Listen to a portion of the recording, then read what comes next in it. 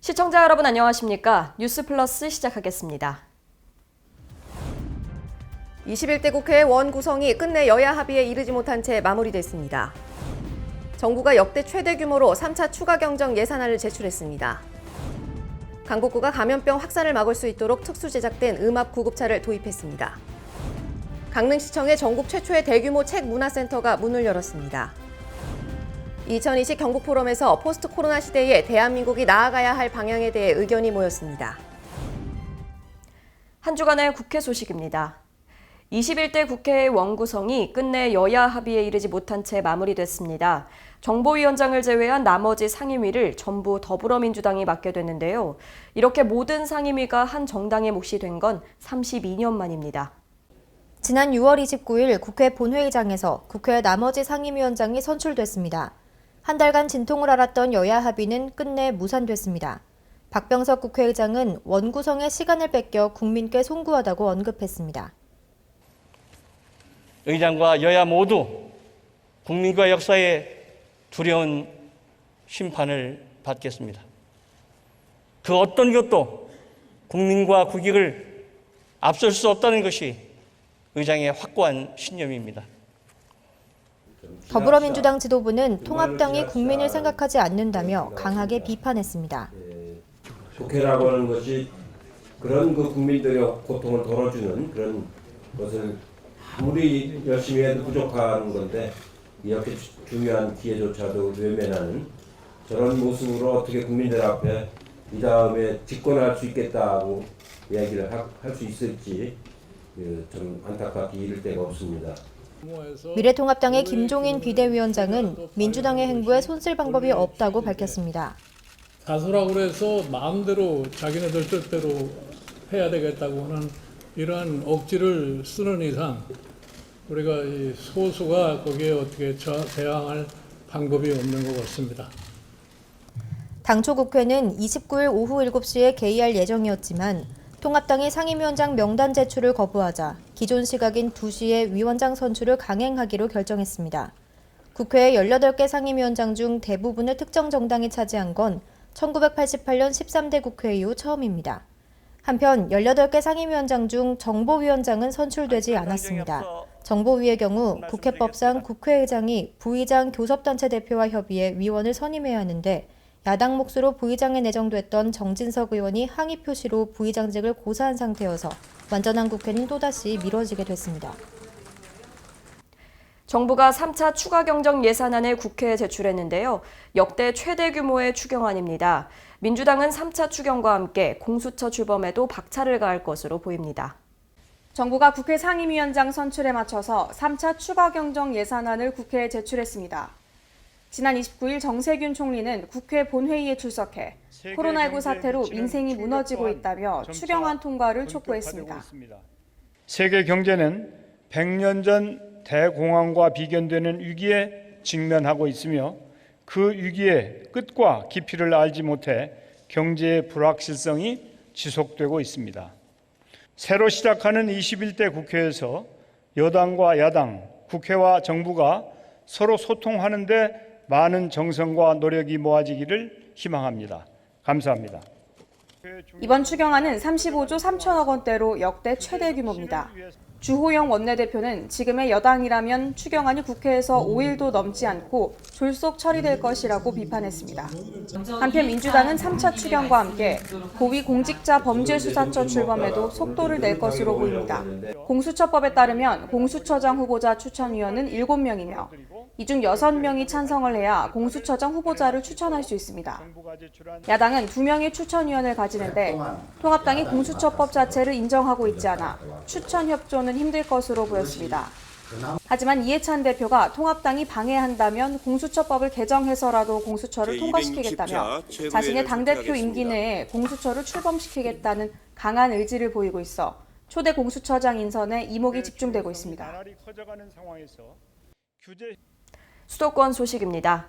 강북구가 특수 제작된 음압 구급차를 도입했습니다. 환자를 안전하게 이송하면서 의료진의 2차 감염도 예방할 수 있을 것으로 보입니다. 강북구가 감염병 확진자와 의심자를 안전하게 이송하고 지역사회로 전파되는 것을 방지하기 위해 음압특수 구급차를 운영합니다. 구급차에는 실내 온도와 습도를 적정 수준으로 유지해주는 공조기와 함께 배출기가 장착돼 있어 감염원이 외부로 빠져나갈 수 없도록 설계돼 있습니다. 이에 따라 고성능의 필터가 부착된 공조기와 배출기가 차량 내에 오염된 공기를 내보내고 음압 방식으로 구성된 구급차의 내부 기압은 낮춰 바이러스의 외부 확산이 차단됩니다. 코로나19와 같은 감염성 질병의 여파가 지속되는 추세에서 음압 구급차는 환자를 외부와 완전히 격리된 상태로 의료기관에 후송하는 역할을 수행하게 됩니다. 질병 확산을 막기 위해 특수 제작된 구급차는 의료진과 구급대원의 2차 감염을 예방하는 데도 도움이 될 것으로 보입니다. 이외에도 구급차에는 응급처치를 위한 구조장비 세트와 환자의 상태를 실시간으로 파악할 수 있는 감시장치, 음압덮개로 이뤄진 환자 운반기 등이 탑재돼 있어 위급 상황에 대한 신속한 대처가 가능합니다. 강북구는 음압구급차의 배치로 감염병에 대한 지역사회의 대응 역량이 한층 강화됐다며 중장기 의료 인프라를 보다 체계적으로 구축해 주민의 안전과 건강을 지켜나가겠다고 전했습니다. 친환경 에너지 태양광으로 전기요금을 줄이고 또 환경오염도 예방할 수 있죠. 공동주택 경비실에 미니 태양광을 무상으로 보급하는 사업이 시행되고 있는데요. 마포구에서는 관내 공동주택 14곳이 이 사업의 대상지로 선정됐습니다. 마포구가 지난 5월 서울시가 공모한 공동주택 경비실 미니 태양광 무상 보급 사업에 응모한 결과 지역 내 공동주택 14곳이 사업 대상지로 선정됐습니다. 이에 따라 오는 7월 말까지 마포군의 공동주택 경비실 총 70개소의 옥상에 700W급 미니 태양광 발전 장치가 설치될 예정입니다. 설치 예정인 70개의 미니 태양광 발전 장치는 매년 총 57,000kWh의 전력을 생산할 수 있습니다. 이는 연간 약 850만 원 전기요금 절감 효과와 25톤의 이산화탄소 저감 효과를 기대할 수 있는 수준입니다. 한편 구는 사업 대상인 공동주택을 대상으로 에너지 추가 절약을 위한 에코마일리지 가입을 권장하고 추가 에너지 절감에 따른 마일리지 혜택을 부여한다는 방침입니다. 코로나19로 어려움을 겪고 있지만 미처 발견되지 못한 복지 사각지대가 있습니다. 이 사각지대를 발굴하기 위해 의왕시는 홍보 캠페인을 열었습니다. 지난달 25일 의왕역에서 배우 이문식 씨와 함께하는 복지 사각지대 발굴 홍보 캠페인이 진행됐습니다. 이번 캠페인은 코로나19로 어려움을 겪고 있는 복지 사각지대를 발굴하기 위한 것으로 캠페인에 함께한 이문식 씨는 2015년부터 무한돌봄센터 홍보대사로 활동하고 있습니다. 이날 캠페인 현장에서 무한돌봄센터 관계자들은 시민들에게 홍보물을 배부하며 주변의 어려운 이웃에 대한 관심을 유도했고 의왕시 보건소와 정신건강복지센터 등도 동참해 시민 원스톱 상담을 함께 진행했습니다. 의왕시는 앞으로도 찾아가는 보건복지 서비스 활성화로 복지 사각지대 해소에 최선을 다하겠다고 밝혔습니다. 이어서 광역시 소식입니다. 대전시가 코로나19 안전신고제를 운영합니다. 안전신문고를 통해 시민들은 코로나19 위반 사항을 신고하고 감염병의 확산을 예방하기 위한 의견을 제안할 수 있게 됩니다. 대전시가 7월부터 안전신문고를 통한 코로나19 안전신고제를 운영합니다. 안전신문고는 시민들이 생활 속 안전위험 요인을 사진으로 찍어 안전신문고 앱이나 포털로 신고하는 시스템입니다. 신고 대상은 방역수칙 위반과 생활 속 거리두기 지침 위반이 많은 시설, 12개 고위험시설, 행정조치 미준수 시설, 자가격리 무단 이탈자, 코로나19 확산 예방을 위한 제도 개선 등 제한 사항입니다. 신고는 7월 1일부터 14일까지는 일반 신고란에, 7월 15일부터는 별도로 신설된 코로나19 신고란에 신고하면 됩니다. 시는 코로나19 확산 방지에 뚜렷한 공로가 있다고 인정되는 시민에게 내부 심사를 통해 하반기에 포상금을 지급할 예정입니다. 광주시는 인공지능 중심 도시를 만들어가고 있는데요. 국가표준품질 전문기관인 한국표준협회와 AI 산업 생태계를 조성하기 위한 업무 협약을 맺었습니다. 광주시가 국가표준품질 전문기관인 한국표준협회와 함께 대한민국 인공지능 산업 육성을 위한 업무 협약을 체결했습니다. 광주시와 한국표준협회는 이번 업무 협약을 통해 AI 데이터 표준화 지원 및 상호 운용성 평가센터 설립을 추진하는 등 광주 AI 산업 생태계 조성을 위해 상호 협력하기로 했습니다. 광주 AI 집적단지에 AI 데이터 상호 운용성 평가센터를 구축하면 지역 AI 전문 기업들이 개발한 AI 알고리즘과 서비스, 제품의 표준화가 체계적으로 지원돼 기업들의 경쟁력 강화에 도움을 줄 것으로 광주시는 기대하고 있습니다. 이와 함께 광주시는 인공지능 중심 도시 조성을 통해 대한민국이 인공지능 강국, 데이터 강국이 되도록 한국표준협회와 함께 노력해 나갈 방침입니다. 다음은 강원도 소식입니다. 강릉시청에 전국 최초의 대규모 책문화센터가 문을 열었는데요. 종이책을 읽는 공간뿐만 아니라 출판을 체험하고 창업 활동을 할 수 있는 공간까지 마련돼 있어 인문도시의 가치를 더할 것으로 보입니다. 7월 1일 강릉시청 2층에 책문화센터가 개관했습니다. 지역 주민에게는 독서문화 향유권을, 지역 기반 출판사에는 창업과 창작 공간을 제공하게 되는데요. 강릉시가 지난해 4월 책문화센터 구축 운영 공모사업에 선정돼 국비 4억 4천만 원을 지원받아 총 12억 6천만 원을 투입해 조성했습니다. 책문화센터에는 북라운지와 창업 보육실, 전자출판 및 오디오 북체험실, 출판 체험실, 웹툰 교육실 등이 갖춰져 있습니다. 전통시장들은 오래된 시설을 개선해 경쟁력을 높이고 있는데요. 평창 전통시장 역시 바닥과 천장 구조물 등을 바꿔 새 단장을 마쳤습니다. 평창 전통시장 시설 현대화 사업은 2019년에 공모사업으로 선정됐습니다. 총 사업기간 2년, 총 사업비 13억 원이 투입돼 시장 내 바닥과 비가림시설 정비공사로 진행됐습니다. 이번 공사로 시장 바닥을 자연석 판석으로 새롭게 포장했고 4개 구간의 오래된 천장 구조물을 철거해 빛이 들어오는 천막 구조물로 변경했습니다. 한편 평창구는 관내 4개 전통시장의 현황 실태조사와 상권 분석을 위해 용역을 추진할 예정입니다. 이를 통해 시장별로 차별화된 발전 전략을 마련해 경쟁력 강화에도 힘쓰겠다고 밝혔습니다. 여름철이면 장마에 의한 수해로 큰 피해를 보는 곳이 많은데요. 횡성군이 장마철 수해 예방을 위해 관내 수리시설을 중점적으로 점검했습니다. 본격적인 여름이 시작되면서 횡성군은 관내 저수지 45개소 시설을 현장 점검하며 저수지 누수 상태 및 구조물 작동 여부, 저수율 관리 등을 중점 점검합니다. 이를 통해 위험성이 있는 시설 및 안전관리에 미흡한 사항은 긴급 보수를 실시하게 됩니다. 또한 집중호우 대비를 위해 논으로 유입되는 용수로 추입보 배수문 작동 여부 등 정기 점검을 통해 농경지 침수 피해를 사전에 예방하고 주민들의 영농 활동에 편익을 도모할 계획입니다. 다음은 충청도 소식입니다.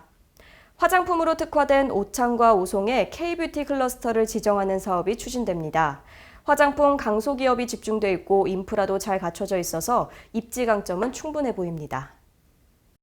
올 4월 기준 충북 오창과 오송 산업단지에 입주한 화장품 기업은 총 116곳, 제조기업 30곳, 판매 73곳, 원료 11곳 등 화장품 관련 연구와 제조, 판매가 가능한 기업들이 밀집해 있습니다. 충청북도는 화장품으로 특화된 오창과 오송을 K-뷰티 클러스터 지정을 추진합니다. 한국보건산업진흥원이 타당성 용역을 현재 진행 중으로 최종 결과는 오는 10월에 나올 예정입니다. K-뷰티 클러스터를 구축하기 위한 입지 강점은 충분합니다. 클러스터는 화장품 생산과 신기술 개발, 전문 교육, 홍보 컨설팅이 한 곳에서 이루어지도록 하게 됩니다. 현재 오송과 오창에는 116곳의 화장품 기업은 물론 충북 화장품 임상연구지원센터가 입주해 있습니다. 식약처와 보건산업진흥원 등 보건의료 6대 국책기관이 위치해 화장품 관련 인프라가 잘 갖춰져 있다는 것도 특징입니다.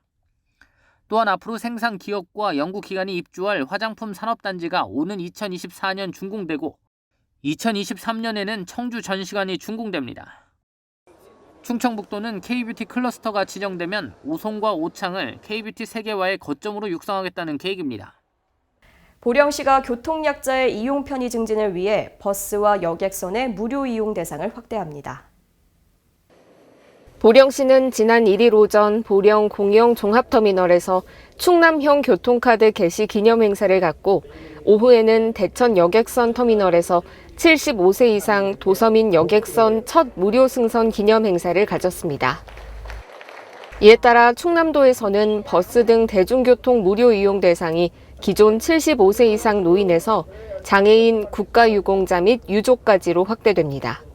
뿐만 아니라 전국 최초로 시행되는 75세 이상 도서민 여객선 운임 지원 사업을 통해 섬과 육지 간 차별 없는 균등 복지가 실현될 수 있을 것으로 보입니다. 지원 대상은 75세 이상 도서 주민으로 보령시 13개 도서를 비롯해 충남 5개 시군 21개 도서의 주민 약 580여 명이 혜택을 보게 됩니다. 경상도 소식입니다. 양산시 대운산 일대의 생태숲은 이달 안에 조성될 예정인데요. 힐링을 위한 공간인 숲에서와 더불어 지역의 새로운 명소가 될 것으로 기대됩니다. 조성될 생태숲은 국도비 포함 총 35억 원을 투입해 대운산 자연휴양림 인근 25헥타르 규모로 생태숲 체험관, 자생초화원, 편익휴게시설 등을 갖춘 인간과 동식물이 함께하는 산림 문화의 장이 될 예정입니다. 인근 탑골저수지와 자연휴양림, 숲에서와 연계해 자연환경을 직접적으로 경험할 수 있고 현장 교육 기회도 확대될 것으로 기대됩니다. 특히 생태숲 체험관에는 대운산에서 자생하고 있는 숲 가꾸기 벌채목 식물 목대와 식물 곤충 표본을 전시해 볼거리 제공과 더불어 지난해 관내 고등학생의 정책 제안을 반영한 VR 기기 설치를 통해 즐길 거리도 제공할 계획입니다. 코로나19 감염 확산에 대한 우려가 계속되는 가운데 전 세계는 포스트 코로나 시대에 대응하기 위한 준비에 본격 돌입하고 있습니다. 포항시에서는 2020 경북 포럼을 열고 대한민국이 나아가야 할 방안에 대해 의견을 나눴습니다. 지난 26일 포항시청 대자몰에서 코로나19 이후 대한민국이 나아갈 길이라는 주제로 2020 경북 포럼이 개최됐습니다. 이번 포럼에서는 코로나19 이후 위기에 놓인 대한민국의 나아갈 길과 지역 현안의 해결책을 지역민과 함께 고민하고 정책화 가능성을 모색하는 시간을 가졌습니다. 포럼은 이낙연 코로나19 국난극복위원장의 주재 강연과 함께 김택환 경기대 특임교수를 좌장으로 장순흥 한동대 총장, 전우헌 경북도 경제부지사 등 각계각층의 전문가 패널이 참석해 사회, 경제, 교육 등 포스트 코로나 시대의 변화와 위기 대응 등을 주제로 토론을 펼쳤습니다. 아울러 포항시도 민생 안정 및 지역경제 활성화를 위한 핵심 현안 사업들을 차질 없이 추진하며 포스트 코로나 시대에 대응하는 선제적 준비에 박차를 가하고 있습니다. 전라도 소식입니다. 2005년 개관해 올해로 15년이 된 율촌 시립도서관이 구조를 변경하고 오래된 시설을 개선해 재개장했습니다. 율촌도서관은 지난해 10월부터 올해 6월까지 8개월 동안 12.7억 원을 포함해 15억 원의 사업비를 들여 내진 성능과 노후시설 개선을 위한 공사를 마쳤습니다. 도서관의 주요 시설로 1층에는 독서 동아리방과 어린이 자료실, 체험관이 있고 2층에는 다목적실과 학습실, 일반 자료실이 마련돼 있습니다. 여수시에는 지난해 12월 개관한 전남 동부권 최대 규모의 이순신 도서관을 포함해 7개의 시립도서관이 있으며 최근 인구가 급증한 소라 중림지구에 어린이 전용 도서관 건립을 추진하고 있습니다. 어린이 보호구역 내 불법 주정차로 인한 안전사고를 예방하기 위해서 장수구는 주민신고제를 확대 운영합니다. 강석훈 기자가 보도합니다.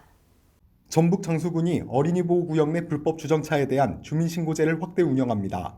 주민신고제는 초등학교 정문 앞 도로의 주 출입구로부터 다른 교차로와 접하는 지점 내 평일 오전 8시부터 저녁 8시까지 주정차된 차량을 신고 및 단속하는 제도입니다. 장수군은 26일부터 7월 31일까지 계도 기간을 갖고 8월 3일부터는 도로교통법 시행령 제88조와 별표 7에 따라 과태료 8만 원을 부과할 예정입니다. 장수군 관계자는 어린이 보호구역 내 불법 주정차로 인한 안전사고 예방을 위해 주민신고제 운영에 최선의 노력을 다하겠다며 4대 불법 주정차 금지구역은 기존과 동일하게 연중 24시간 운영되니 운전자들은 착각하는 일이 없도록 주의 바란다고 당부했습니다. 지금까지 전북에서 강석훈이었습니다. 정읍시에서는 농약을 이용해 목숨을 끊는 사람이 줄어들도록 농약 안전보관함을 가구들에 전달하고 관내 주민들의 정신건강 유지에 세심하게 주의를 기울이고 있습니다. 보도에 황인아 기자입니다. 생명보험사회공헌재단이 올해 첫 농약안전 보관함 보급지인 전라북도 정읍시 490가구에 농약 보관함을 전달하며 생명사랑 녹색마을 현판식 및 생명사랑 서약식을 진행했습니다. 통계청에 따르면 전라북도 지역의 평균 자살률은 25.8명에 달하며 그중 정읍시의 2018년 자살률은 인구 10만 명당 37.5명꼴로 월등하게 높은 현황입니다. 또한 2016년 35명, 2017년 36.2명으로 매년 증가하고 있어 정읍시는 생명 존중 문화를 확산하고 자살 감소를 위한 체계적인 대책 마련이 필요한 상태입니다. 정읍시 관계자는 지역 정신건강센터와 연계해 우울감을 호소하는 지역 주민을 밀착 관리하고 정신건강 의료비를 지원할 예정이다라며 많은 분들이 관심을 가져주셨으면 좋겠다고 말했습니다. 지금까지 전북에서 황인아였습니다. 남원시는 지리산 명소인 구룡계곡의 맑은 물을 유지하기 위해서 농사철 흙탕물 저감 사업을 시행합니다. 계속해서 황인아 기자입니다. 남원시가 지리산 구룡계곡 정화 사업을 시작합니다. 남원시는 봄 농경지 로타리 시기에 발생하는 진한 흙탕물이 지리산의 구룡계곡을 오염시킨다는 관광객과 시민들의 민원에 따라 올 하반기부터 사업에 착수할 방침이라고 밝혔습니다. 이번 사업 추진에 따라 시는 앞으로 총 사업비 50억 원을 도입해 2021년까지 고랭경작지 흙탕물 저감 사업을 완료할 계획입니다. 남원시 관계자는 지역에 맞는 교목 및 관목도 식재하고 벤치 등 다양한 경관도 조성해 이용객과 인근 주민들의 휴식공간 조성에 힘쓰겠다고 말했습니다. 지금까지 전북에서 황인아였습니다.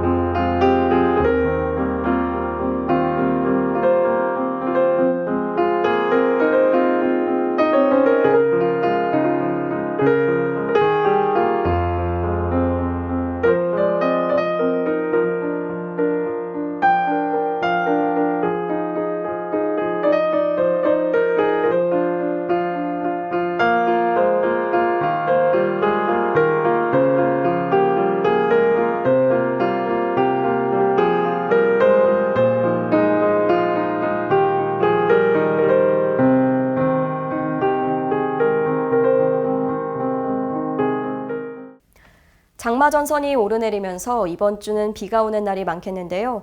유동성이 많아서 기상 정보를 자주 확인해 주시는 게 좋겠습니다. 이상 뉴스플러스 마칩니다. 시청해 주신 여러분 고맙습니다.